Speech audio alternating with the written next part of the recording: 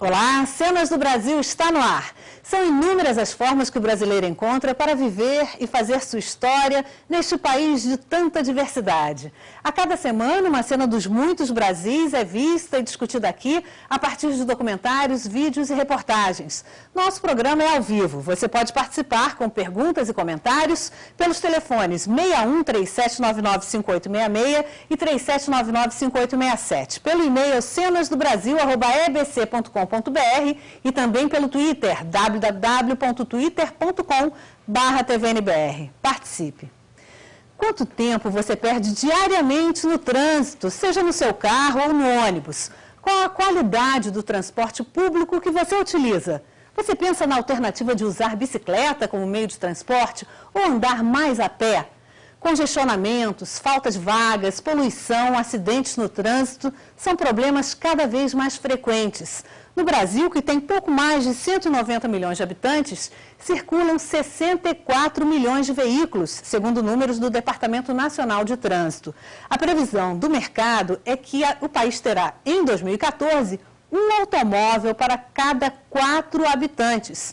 Em cidades como São Paulo, por exemplo, a proporção já é de um veículo para cada 2 habitantes. Quais são os desafios para as cidades se tornarem mais acessíveis, democráticas e viáveis? O que é a Política Nacional de Mobilidade Urbana Sustentável? Hoje vamos discutir essas e outras questões após a exibição de trechos do documentário Sociedade do Automóvel, de Branca Nunes e Tiago Benício. São nossos convidados no programa de hoje, Cláudio Oliveira da Silva, arquiteto da Secretaria Nacional de Transporte e Mobilidade Urbana do Ministério das Cidades, e Renato Zerbinato, coordenador da Sociedade das Bicicletas. Obrigada pela presença de vocês. Vamos ao filme.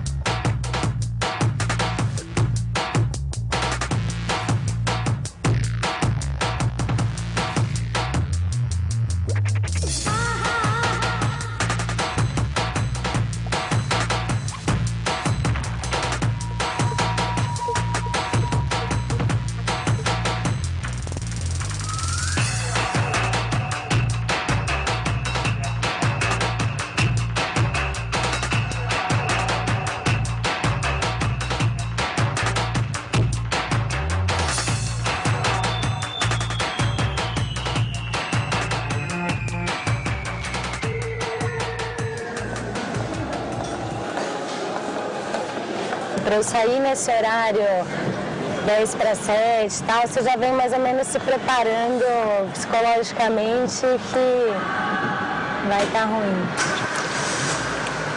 A gente fica dentro de um shopping e a gente nunca sabe se está frio, se está calor, se está chovendo.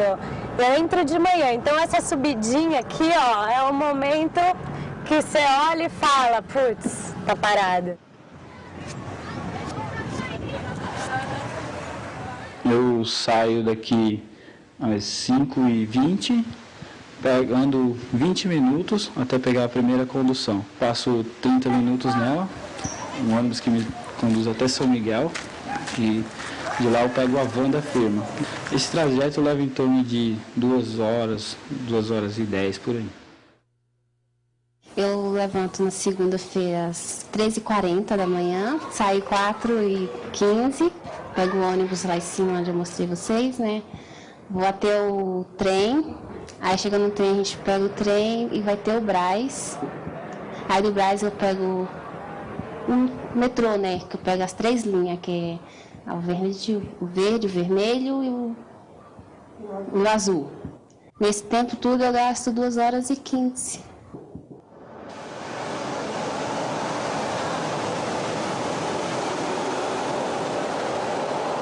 O dia que eu decidi, eu não vou mais pegar esse carro, foi um dia que eu demorei 1 hora e 15 para chegar na faculdade e perdi uma prova.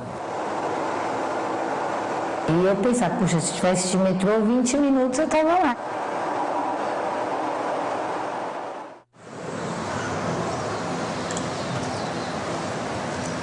Eu costumo usar a bicicleta como meio de transporte principal em São Paulo, como primeira opção. Eu não uso só a bicicleta, eu uso também bastante transporte coletivo e uso o carro, às vezes. Mas diria que 90% dos meus deslocamentos são feitos de bicicleta.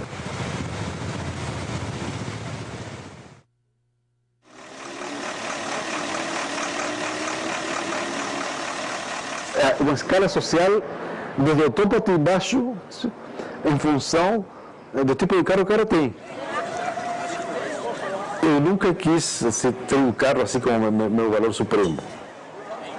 O que eu sempre quis era ter outra coisa, por exemplo, poder viajar assim, definitivamente pelo mundo. Esse é um sonho.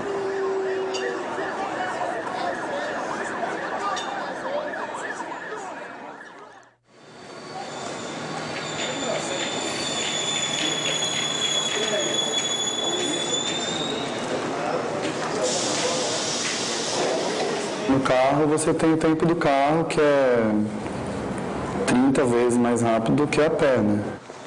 Então, com o tempo do caminhar, você vai descobrindo relações, vai descobrindo paisagens, vai descobrindo horrores, vai descobrindo a cidade, né? O que é a metrópole, que é essa luta, esse conflito constante entre as pessoas, você percebe muito mais a pé.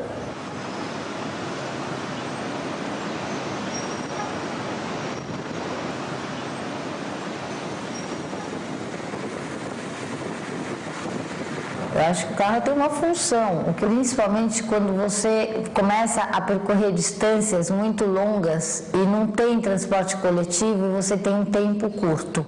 Se a gente tem que sair em 5, se a gente for pagar 5 condução para ir e 5 para voltar, a gente vai gastar o dobro que se a gente fosse de carro em 5. Where would you want to go? Somewhere you know really well, or somewhere you've never been before? O carro, né, sempre fez parte um pouco do sonho, né, pelo menos de todo mundo, assim, das pessoas que me rodeavam, né, você andar de carro quando você tem 18, 19 anos, é muito legal, te dá um ar de independência. E você vai indo e quando você vê o carro, você está dependente do carro. Hoje não consigo me imaginar sem o carro. Fica dependendo do mecanismo, fundamentalmente é isso. Se for um mecanismo, o cara fica desesperado. Há um acoplamento, uma espécie de ciborgue do teu corpo com um carro. Sem um carro, não tem corpo.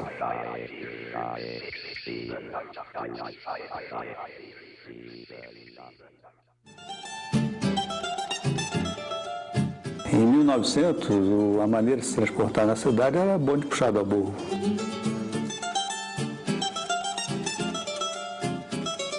Foi quando surgiu a primeira linha de bondes elétricos, que vinha lá da Barra Funda até o Lago São Bento.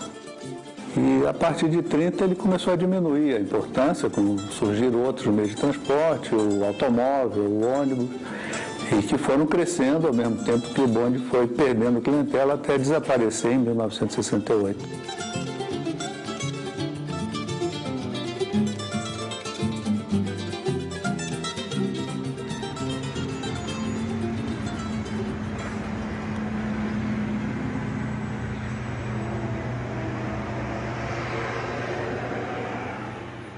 São Paulo é a única cidade no Brasil, das grandes cidades, que apresenta essa característica de ter mais viagens pelo transporte individual privado do que viagens realizadas pelo transporte público coletivo.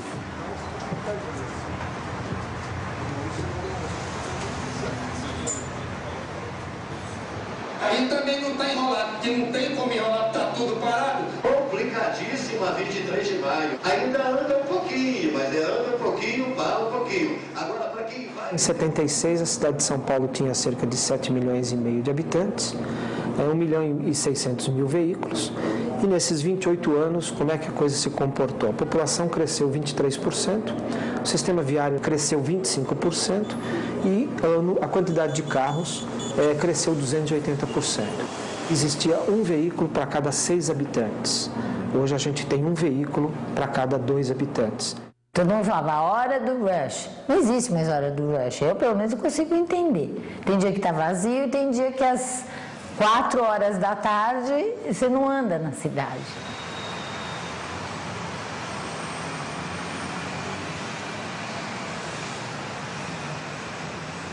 A gente acredita que dos 5 milhões e 400 nós tenhamos, né, na cidade de São Paulo, circulando ao mesmo tempo, uma frota de aproximadamente 3 milhões de veículos.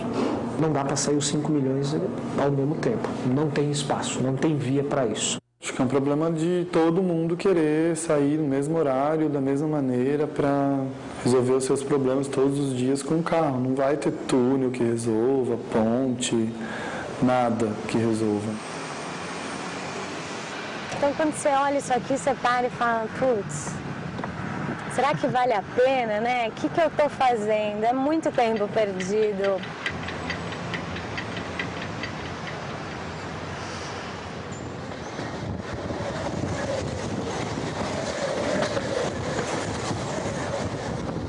Eu não paro no meu trajeto. Então isso é maravilhoso. Você tem aquela sensação de liberdade do carro, né, na autoestrada, tal, indo em direção ao sol, mas na real você pode ir para pouquíssimos lugares de carro.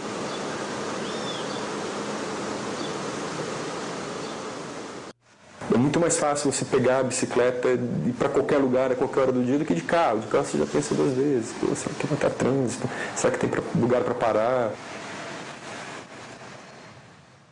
Nada acontece, né? Guiar é igual. O trajeto que você vai mesclando entre ônibus, metrô, a pé, pode ser cada dia de um jeito. Eu sempre penso que o motorista está numa situação muito miserável, assim. A gente precisa ter compaixão, porque é muito ruim estar na situação que o motorista está.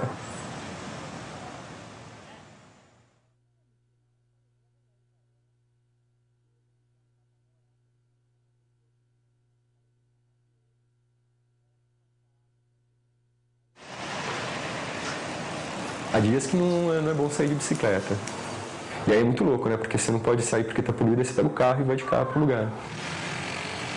A gente estima que por dia em São Paulo, devido à poluição do ar, nós tenhamos um excesso de mortes da ordem de 7 a 10 pessoas.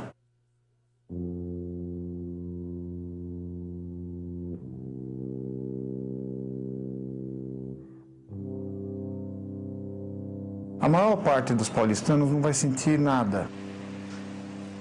Isso vai cobrar um preço depois de muito tempo, ou seja, com maior risco de doenças cardíacas, maior risco de ter algumas alterações comportamentais, maior risco de ter um câncer. Ao longo de muitos anos, essa agressão crônica, em alguns de nós, vai cobrar um preço. Isso vai se chamar redução da expectativa de vida. Uma cidade como São Paulo, mais ou menos 2 anos a menos, é o que a gente calcula em função da poluição do ar.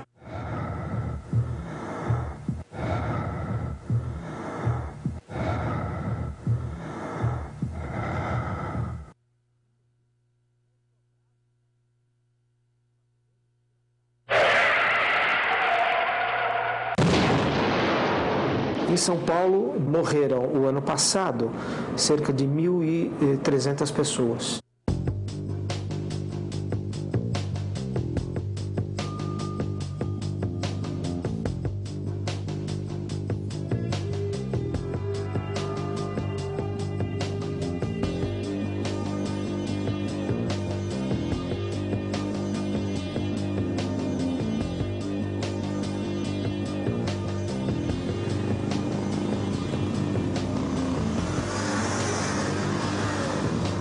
Via de regra tem a conduta do motorista, o excesso de velocidade e às vezes é a questão do viário ou não.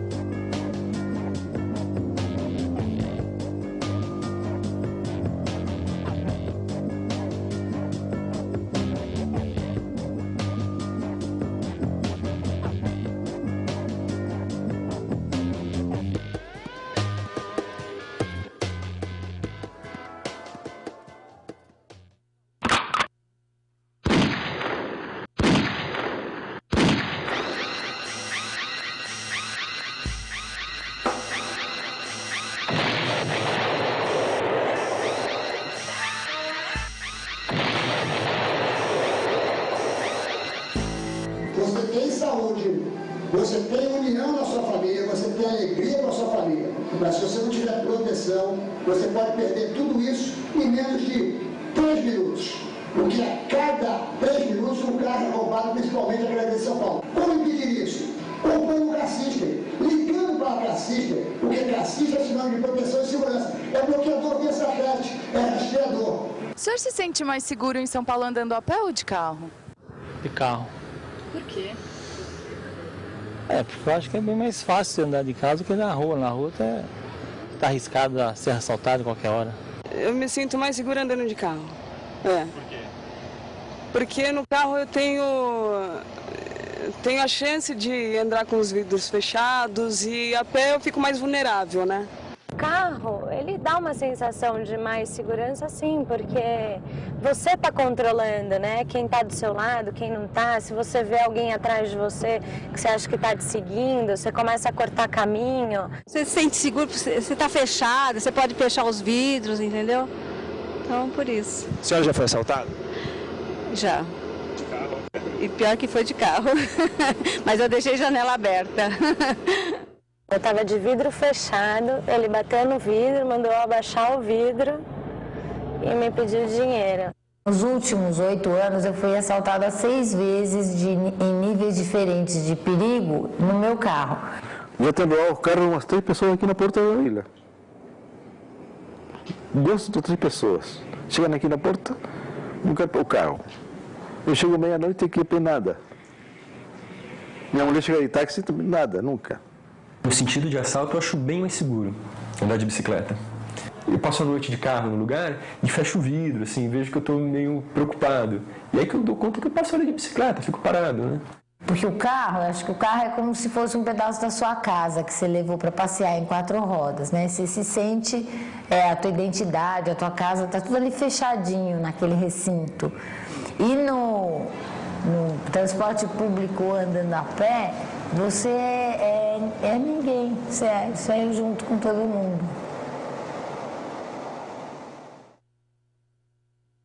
You'll see not one, not 2,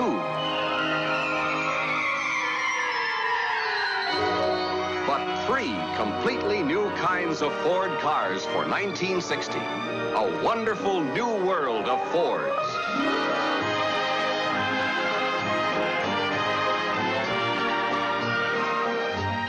First, representing the 1960 Fords, the finest Fords of a lifetime, the magnificent new Galaxy. Live a wondrous new life in the Fords of a lifetime, the finest new Fords of a lifetime, in a beautiful, wonderful new world of Fords. O argumento que o paulistano usa é sempre que a locomoção tal, mas o carro você sabe que é muito mais que a locomoção. Novo Siena, mais que um carro, uma conquista. Porque você quer comprar o quê?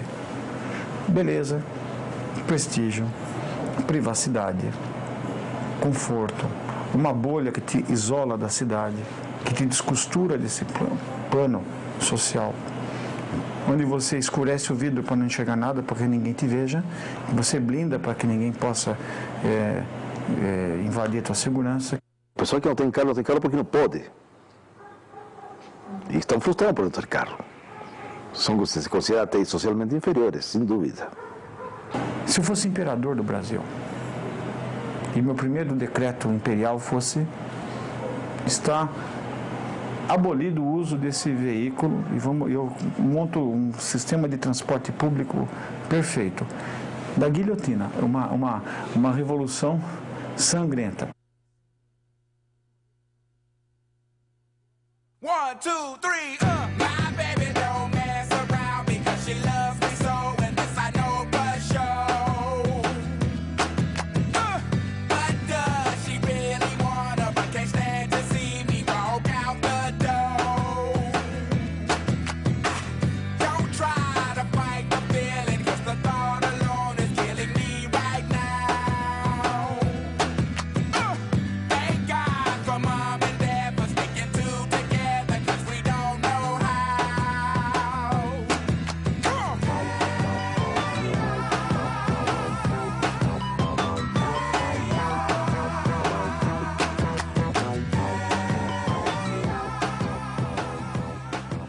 Se você pudesse levar alguma coisa aqui de dentro para casa, o que você levaria? Uma coisa, uma Ferrari, não tenha dúvida. Ah, eu levaria uma Ferrari daqui, né? Um carro. Uma Ferrari. Ah, eu levaria as mulheres, viu? A Ferrari. A morena que tá dentro da Maserati 4 portas, claro instante. Entre as mulheres e o carro, qual que você escolheria? Ah, o carro. O que mudaria para você com esse carro aí na rua? Ah, muita coisa, viu? Moerada de monte, né? Levantaria o nível, né? Porque ultimamente é só ônibus. Nada, mas só o status. Ia mudar totalmente, ia virar personalidade, autoridade, qualquer coisa, ia ficar na mídia. Eu já não compraria não, hein? Sabe por quê? A gente vai ser assaltado, entendeu? Eu teria que comprar uma Mercedes blindado, aí sim. Y'all don't wanna hear me, you just wanna dance.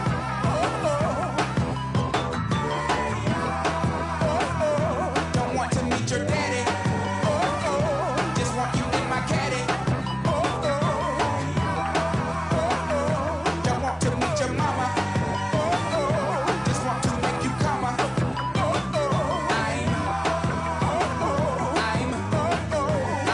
just being honest. I'm just being honest. Hey, all right now, fellas.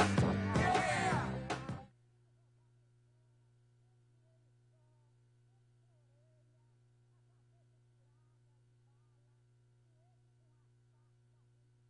À medida que se expande a rede viária para abrigar todo esse movimento de automóvel, a cidade vai se espalhando cada vez mais num modelo de urbanização tipicamente americano.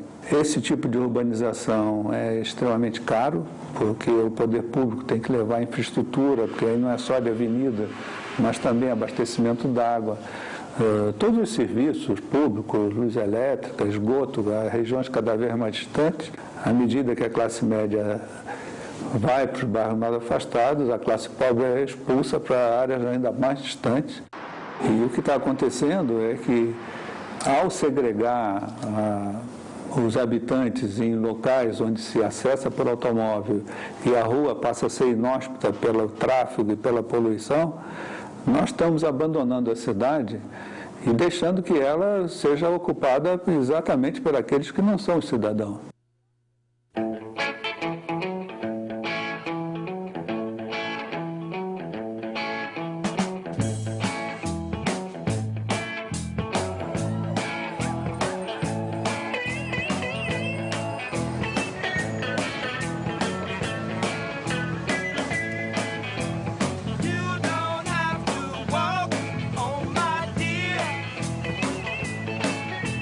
You don't have to walk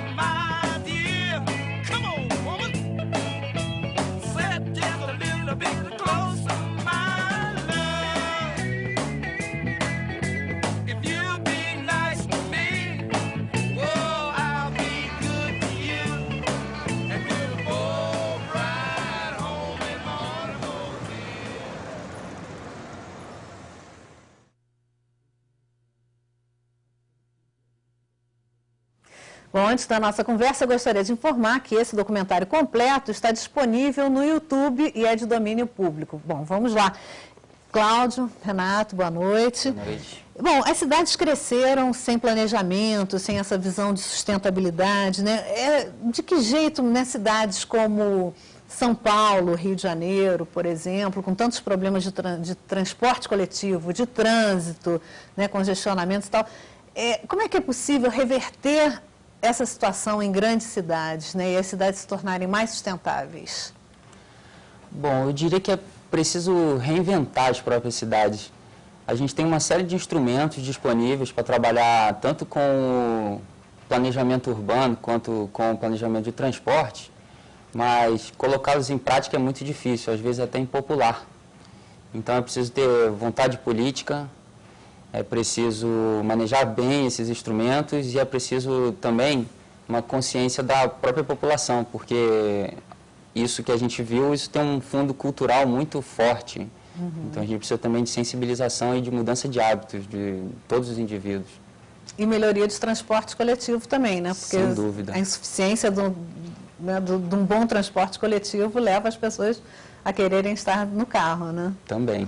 Renato, o que você acha? Assim, dá para reverter o quadro nas grandes cidades? Como melhorar, né, a mobilidade urbana nessas grandes cidades? Eu acredito que dá para melhorar, sim. A forma como eu consigo avaliar isso, eu percebo que tem mais vontade política mesmo das pessoas do poder público. Eles têm que ter mais um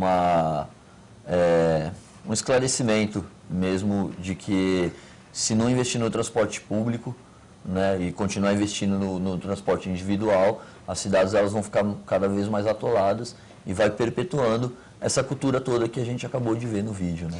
Bom, você falou de medidas impopulares, muitas vezes, que têm que ser tomadas, né? Os brasileiros são considerados apaixonados por carro. Nós vemos aí milhares de pessoas nos últimos anos ingressando na classe média por conta do crescimento econômico e tal.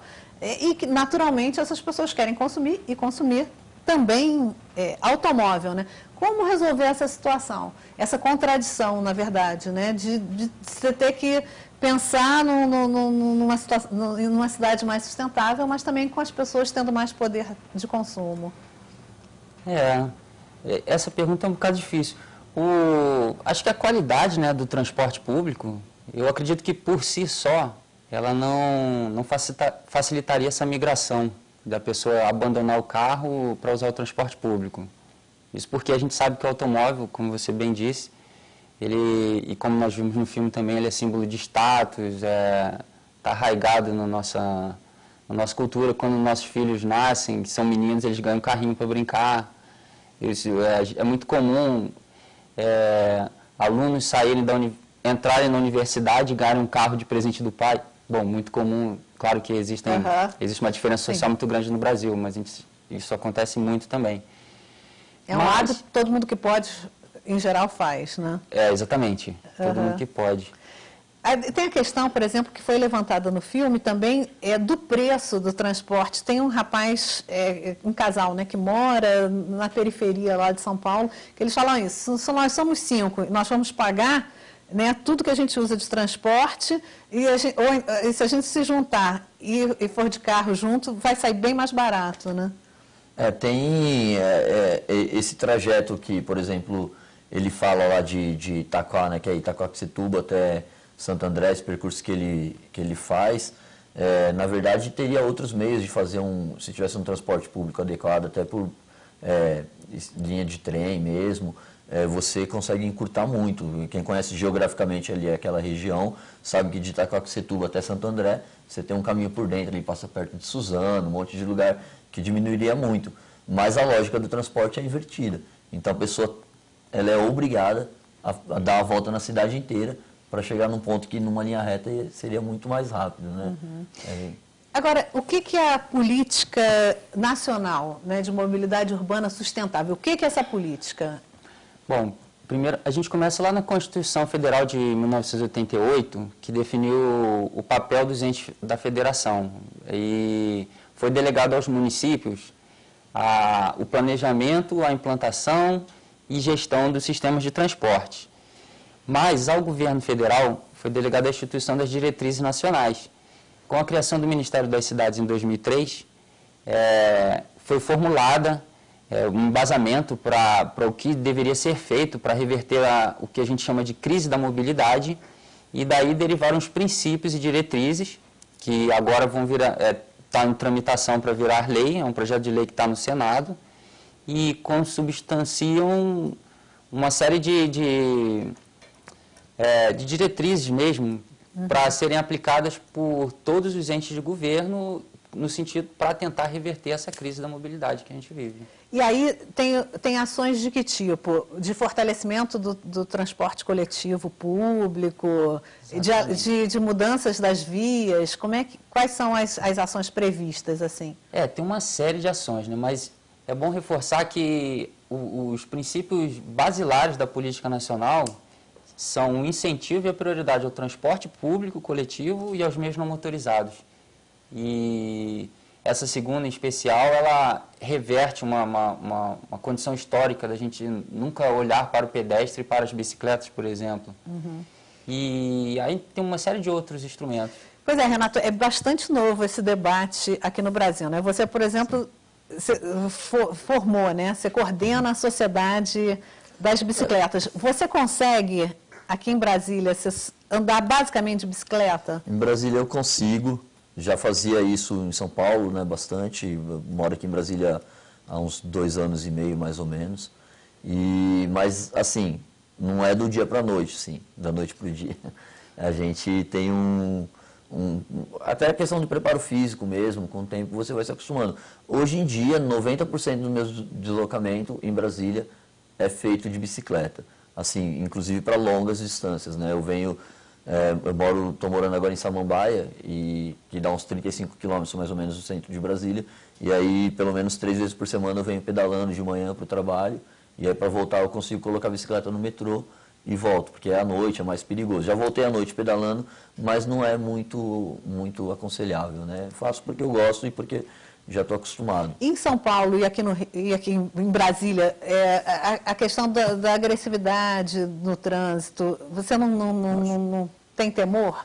Porque, assim, não existe, em geral, nas cidades brasileiras ainda, né? Tomara que haja, mas ainda não existe uma infraestrutura mesmo, ciclovias seguras, enfim. Eu já tive a oportunidade de pedalar por algumas cidades no Brasil, né? Curitiba, Rio de Janeiro, enfim, algumas cidades na Bahia também. O grande problema que eu vejo em Brasília é a questão da velocidade que os carros circulam. Porque a gente tem dentro da cidade, a gente fala muito da questão de moderação de tráfego, né? Então, assim, é muito complicado dentro da cidade você ter vias de 60 km por hora.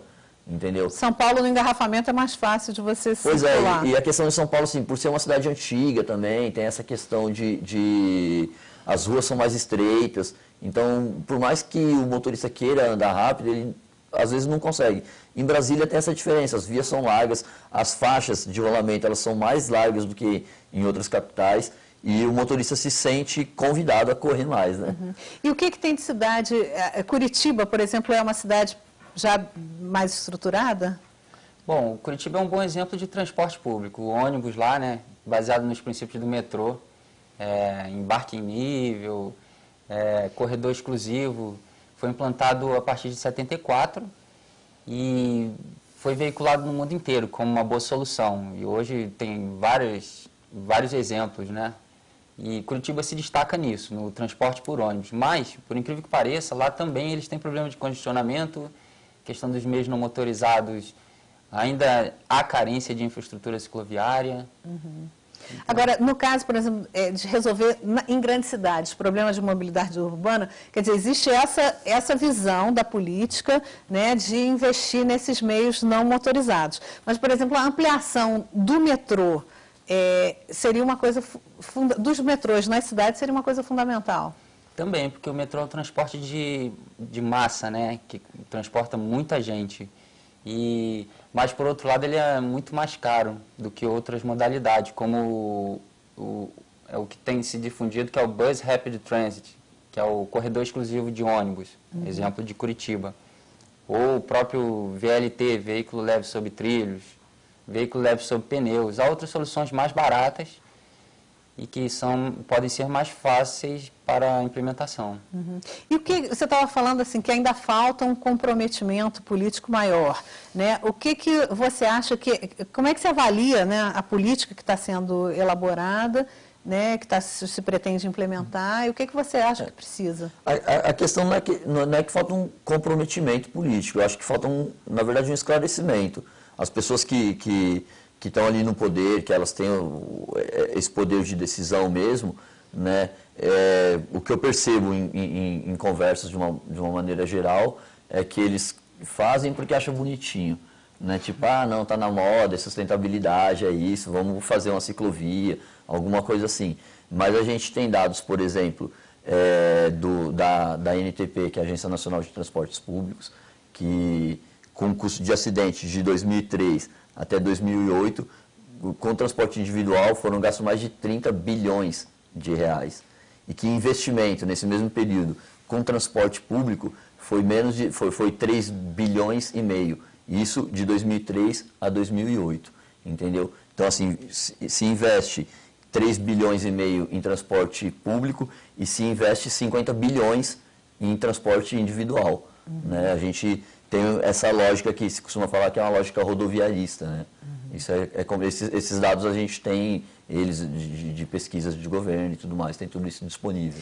Bom, nós já estamos recebendo aqui perguntas de telespectadores. Hamilton Corrêa de São Paulo, eu acho que é um comentário, não é uma pergunta. Ele fala, fica difícil pensar em democratização das cidades quando nossa elite tenta barrá-la de muitas maneiras, como no caso agora da ampliação do metrô de São Paulo para o bairro de Higienópolis, que os moradores se manifestaram contra, para que uma gente diferenciada não circulasse por lá. Não pensam em seus empregados. O mesmo caso em Brasília, onde morei, que poderia ter metrô para tudo que é lado, mas a pessoa tem que caminhar quilômetros na Asa Sul, por exemplo, até chegar a um. É para o pobre ficar mesmo longe. Vocês querem comentar alguma coisa? Eu comentar assim, a questão de Brasília, como eu estou morando aqui e uso muito, a gente percebe e tem essa crítica.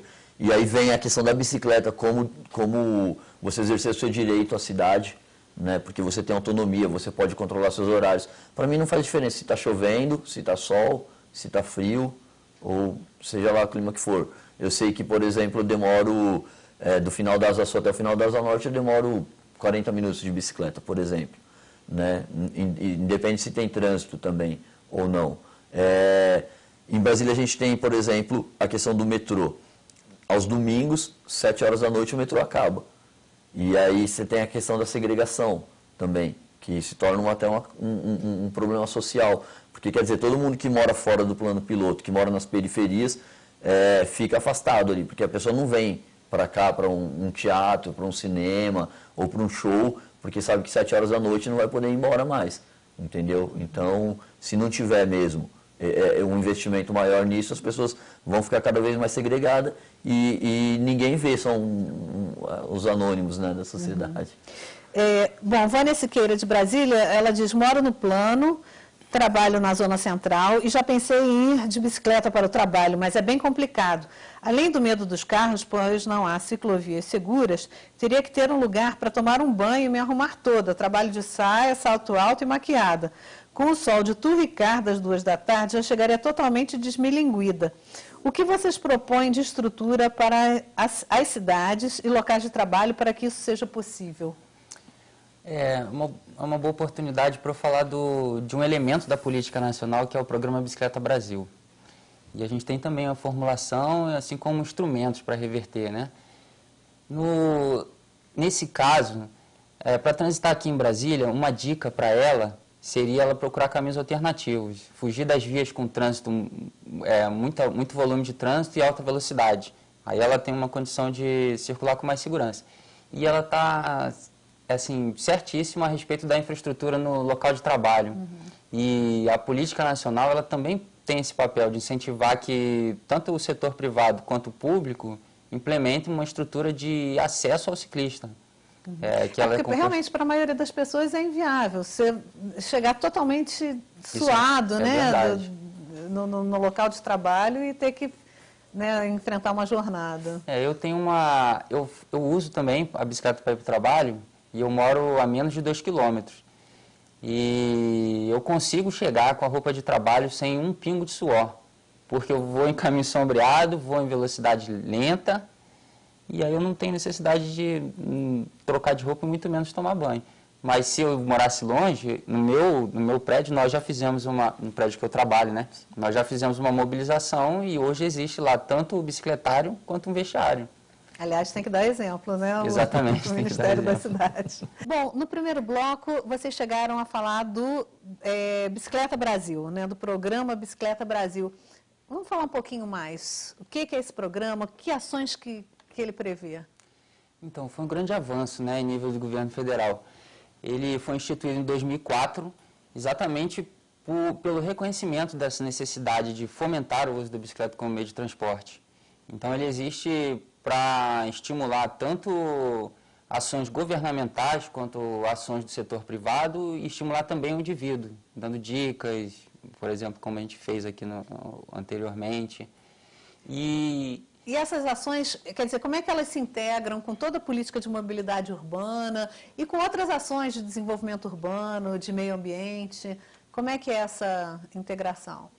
A gente, entre aspas, materializa isso com apoio técnico, financeiro e institucional. O apoio técnico, a gente trabalha com edição de publicações para elaboração de projetos, planos, por exemplo, e também capacitação nos municípios. E o apoio institucional é a gente participar junto com outras entidades, promovendo eventos, por exemplo. E o apoio financeiro é o que conecta, né, o Programa Bicicleta Brasil com as outras ações da Secretaria de Mobilidade. E exemplo disso é o PAC Mobilidade Grandes Cidades, que está acontecendo agora, que a gente trabalhou pela inclusão da infraestrutura cicloviária como parte integrante do sistema de transporte. O PAC Mobilidade Urbana é das grandes cidades, né? E esse tem um investimento grande como o PAC também da Copa, né? Correto. O PAC da Copa, há um pouco mais de tempo atrás, é recente também, mas o mais recente agora é o Grandes Cidades, exatamente reconhecendo essa crise nos grandes centros urbanos, e aí ele prevê um aporte muito grande de recursos para investimento em transportes sistemas estruturantes de transporte, e nas cidades com mais de 700 mil habitantes. E aí a gente está conseguindo incluir a infraestrutura cicloviária nisso também. Investimentos em ciclovias também. E o que você acha do programa? Qual a sua avaliação? Eu tenho conhecido assim, o Bicicleta Brasil até através mesmo do Cláudio, né, dessa participação com a mobilidade, né, da inserção mesmo nesse assunto.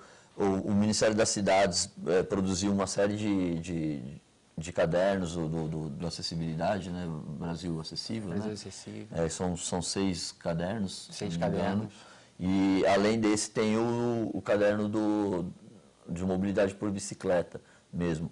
Eu acho todo esse material fantástico, porque qualquer pessoa leiga, lê o material, eu acho ele bem didático, bem direto mesmo, assim, e a pessoa ela consegue se nortear mesmo, para até mobilizar alguns amigos, para tentar pressionar mais o poder público, porque uma coisa é você chegar no poder público e falar, não, a gente quer, por exemplo, ciclovia, né? Mas você não sabe exatamente o porquê, não sabe quanto custa, não sabe como funciona, não sabe nada.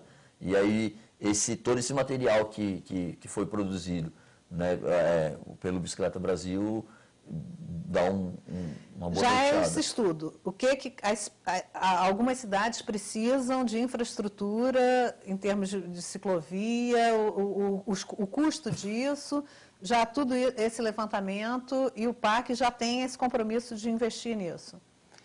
Sim, há o estudo através das próprias práticas municipais, né? É importante salientar que existe uma demanda muito grande. Municípios querendo acessar a gente, especialmente para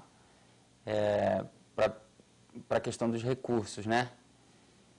E nós temos... E você falou também antes em capacitação, porque de repente muitas prefeituras gostariam de implementar um sistema de ciclovia, sistemas alternativos de transporte, podem não saber exatamente como, né?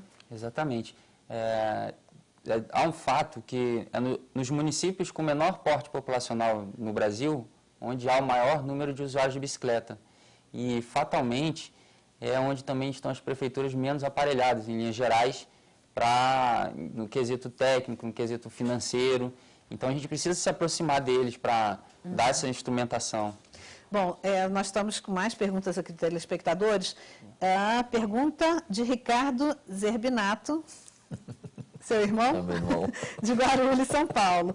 Sou de Guarulhos, uma cidade que tem uma população de 1.300.000 habitantes. Aqui, como na maioria das cidades brasileiras, os governos não investiram em infraestrutura ao longo dos anos. Mas, além disso, não há investimento na educação. Em geral, quando se pensa em educação urbana, há relação direta com a formação do futuro motorista. Como discutir mobilidade sustentável na escola? Olha, eu sei que eles estão fazendo, o pessoal da prefeitura tem se empenhado muito em fazer um trabalho para a educação no trânsito. E, inclusive, relacionado à circulação de bicicleta, né? Porque um ponto nisso as escolas de formação, até o processo de habilitação, eles focam muito no trânsito de automóveis e esquecem o pedestre e os ciclistas. Isso tem mudado, está num caminho de mudança essa coisa. E Guarulhos, eu sei que eles estão trabalhando nisso. Eu só complementando um pouquinho, eu acho que a questão assim, quando o que existe hoje de educação infantil, na verdade você está educando novos motoristas, né? Crianças mini motoristas. Então você educa para o trânsito de automóvel, do veículo individual. Você não educa ela pensando na mobilidade como um todo. Eu acho que um dos grandes problemas conceituais é esse. Bom, Daniel Mafra, de Brasília, pergunta para Renato. Como uma pessoa pode trocar o carro pela bicicleta de forma segura? E como uma pessoa que prefere andar de carro, mas respeita quem anda de bicicleta, pode fazer isso de forma a proteger o ciclista? Eu sou motorista também, algumas vezes, né? Sou pedestre e ando de bicicleta. Quando eu estou motorista, sempre que eu vejo um ciclista, então tento protegê-lo, reduzo a velocidade. Já me falaram que é proibido, mas às vezes, dependendo da via que eu estou, eu ligo o pisca-alerta, para tentar avisar o motorista que vem atrás, né? Porque o grande problema é esse. Essa questão da educação, o motorista ele não está educado a ver o ciclista na rua. É muito comum você, né, ser recebido de uma forma hostil. A questão de você trocar o carro pela bicicleta no seu dia a dia é uma coisa gradativa. Então, assim, você não vai, se você tem uma vida um pouco sedentária, está acostumado a ir de carro o tempo todo, você não vai conseguir circular todos os dias de bicicleta. O que eu aconselho, assim, a pessoa pega um final de semana a bicicleta e faz o percurso da sua casa até o seu trabalho, no domingo, por exemplo, ou no sábado, que é mais tranquilo o trânsito. E aí a pessoa vai começando a identificar isso que o Cláudio falou, de ter uns caminhos mais seguros, entendeu? Se precisar compartilhar a calçada com algum pedestre, você passa com mais tranquilidade quando tiver um pedestre, né? Sempre tentando sair mesmo do... Queria só complementar a questão o Código de Trânsito brasileiro, ele diz que o motorista, quando passa por um ciclista, ele tem que se afastar 1,5 m. E grande parte dos brasileiros, talvez a maioria, não passa pelo processo de habilitação, então eles não sabem disso. É importante que a gente está numa instância dessa, da gente falar de uma coisa desse tipo. A respeito a convivência, ela deve ser pacífica, respeito mútuo de ambos, por isso o ciclista precisa conhecer as regras de circulação para ele que existem também. E uma dica muito útil é dele, especialmente à noite, ele andar sinalizado, né, para que o motorista possa vê-lo. Bom, Bruno Aragão, ele diz o seguinte, será que o brasileiro é mesmo um povo apaixonado por carro, por natureza, ou isso é uma cultura incentivada pela publicidade e pelo governo? Há países de primeiro mundo, a exemplo da Holanda, Dinamarca e Alemanha, em que a população tem condições de comprar carros, mas opta pela bicicleta e respeita os ciclistas. Por que no Brasil é diferente? Bom, em quase todos esses países que ele falou, a população tem carro sim, mas eles preferem usar a bicicleta, porque ela é mais prática. Isso é resultado de políticas públicas, isso é resultado do hábito Isso é resultado de uma cultura não melhor nem pior, mas diferente. Uhum. E como é que funciona? Você poderia dar exemplos assim, de como é que funciona em alguns países? Na França tem esse esquema de metrô-bicicleta, que está se tentando implementar no Rio de Janeiro, mas ainda é uma coisa bastante reduzida, né? As pessoas têm bicicletas disponíveis, gratuitas, cedidas pela prefeitura, que deixam, mas também lá no Rio, por exemplo, só pode deixar em algumas estações de metrô, não são nem em todas, né? É porque o sistema está começando no Rio. Mas também foi um grande avanço, que é o primeiro da América Latina, sistema de bicicletas públicas, é disso que a gente está falando, né? É um tipo de transporte público, mas não coletivo. E é uma ótima alternativa, uma ótima solução para integrar a bicicleta ao sistema de transporte. O Rio fez isso. Eles começaram colocando nas estações do metrô. E aí, se você está andando de metrô, você sai e você tem acesso a uma bicicleta, que você pode circular e deixar nas outras estações. Acredito que, eu sei que está evoluindo, o número de usuários está crescendo nesse sistema do Rio, e acredito que a tendência é que ampliem essas estações de aluguel de bicicleta. Aí, uma opção futura e ideal, a cidade está toda coberta Você dessa sabe rede, como é que funciona na França? Se funciona bem? Funciona bem. Olha só, existe o problema do vandalismo. Isso não é coisa do Brasil, né? Uhum. Na França também tem problema de roubo da bicicleta, de roubo, depredação. Tem problema de vandalismo mesmo, né? Mas funciona muito bem. A França, ela não tem só a questão das bicicletas públicas funcionando bem. Ela tem uma rede de metrô muito extensa, com uma acessibilidade alta. Tem também o sistema por ônibus. E a questão da bicicleta toda integrada. Uhum. É uma ótima alternativa. Bom, Carlos do Rio de Janeiro, ele diz que a agressividade dos motoristas de automóveis é mais sério que a falta de ciclovias. Isso desestimula a prática. Campanhas e punições mais severas para o infrator ajudariam a mudar essa realidade? Aliás, vocês têm estatísticas de acidentes, de atropelamentos de ciclistas? Existem essas estatísticas? Existe. Tem, assim, mais especificamente, falando do caso de Brasília, infelizmente a gente tem um histórico aí dos últimos 14 anos de um ciclista morto por semana, né? Às vezes as pessoas falam que é um pouco contraditório, falam, poxa, Renato, você está aí motivando, promovendo a bicicleta, tentando incentivar as pessoas a usarem e fica falando que tem acidente. A gente não pode ser irresponsável também, entendeu? De dizer, não, vai de bicicleta que é tudo bem. Existem alguns problemas, né? Há 2 anos atrás, a média no Brasil era de 1.500 ciclistas mortos por ano, né, no trânsito. Então, assim, é uma média muito alta. E realmente, eu entendo mesmo, o problema mais profundo não isso é Carlos, né, o problema mais profundo não é a falta de ciclovia, é a falta de campanhas educativas, a falta de você sensibilizar, né, dos governos sensibilizarem a população. E existe previsão do Ministério das Cidades, quer dizer, aumentar a campanha campanhas nesse sentido? Existe. Inclusive foi uma coisa que nos conectou, assim, enquanto governo e sociedade, né? No ano passado nós iniciamos um processo de planejamento participativo para construir um plano de ação. E a gente tem hoje esse instrumento na mão, ele está sendo consolidado, mas ele traz, assim, mais de 60 medidas a serem implementadas no âmbito do programa.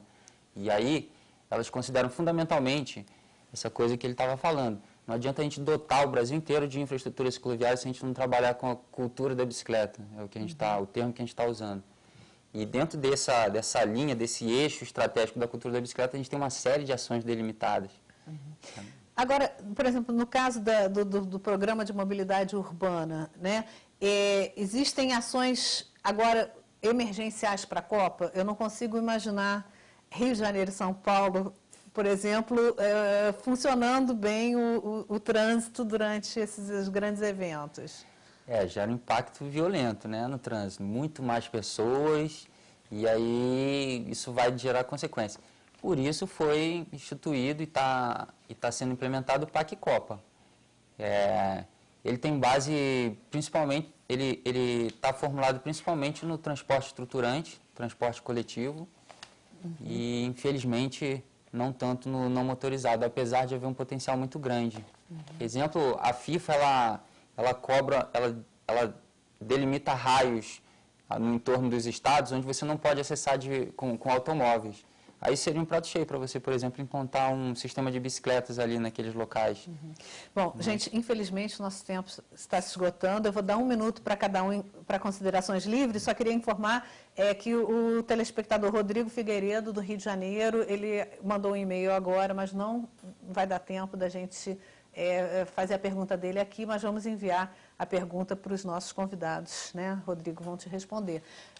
Renato, por favor. Primeiro, gostaria de agradecer, né, a oportunidade, gostaria de agradecer as pessoas que estão assistindo e os que participaram, né, inclusive meu irmão. E dizer assim, nós temos, se quiserem mais informações, até sobre dicas de como se locomover na cidade de bicicletas, pode mandar um e-mail, sociedadedasbicicletas@gmail.com. A gente manda material. Se você quer ir para trabalhar de bicicleta, né, e não sabe como, a gente também tem uma série de dicas, né? O nosso foco é justamente promover isso, né? E aproveitar, convidar as pessoas aí do Brasil todo a participarem da bicicletada também, que acontece todo mês, a última sexta-feira do mês, só entrar no site www.bicicletada.org. Você pode repetir o e-mail que nós vamos colocar ali na tela para o pessoal? sociedadedasbicicletas@gmail.com. E aí o site da bicicletada é www.bicicletada.org. E aí a pessoa em cada cidade no país, lá no site tem a programação do país inteiro, como acontece. Obrigada, Renato. Eu que agradeço. Cláudio. Bom, também agradeço pelo convite e muito mais pela oportunidade de a gente estar falando sobre esse tema aqui num espaço tão importante. Eu queria dizer, assim, para a sociedade inteira, para todo mundo que está assistindo, que no bojo da política federal, a gente não pode fazer diferente, não pode fugir do controle social e da participação social. E, então, todo indivíduo ele tem que participar das políticas públicas no âmbito local, no âmbito estadual e no âmbito federal, seja cobrando, seja sugerindo. E também, como indivíduo, não basta esperar o governo fazer alguma coisa, a gente pode fazer as nossas escolhas também. Se sua padaria é perto da sua casa, experimente ir a pé ou de bicicleta ao invés do carro. Você já vai estar fazendo uma grande coisa pela cidade. Muitíssimo obrigada. Cenas do Brasil fica por aqui. Hoje falamos das políticas de mobilidade urbana. Agradecemos a presença de nossos convidados, Cláudio Oliveira da Silva, arquiteto da Secretaria Nacional de Transporte e Mobilidade Urbana do Ministério das Cidades, e Renato Zerbinato, coordenador da Sociedade das Bicicletas. Agradecemos também a sua audiência e a sua participação. Você pode rever os Cenas do Brasil no YouTube, www.youtube.com/tvnbr. E pode continuar mandando sua sugestão para o nosso programa pelo endereço eletrônico cenasdobrazil@ebc.com.br ou pelo Twitter, www.twitter.com/tvnbr. Sua opinião é muito importante para nós. Na semana que vem, novas cenas, novas questões. A gente se encontra até lá.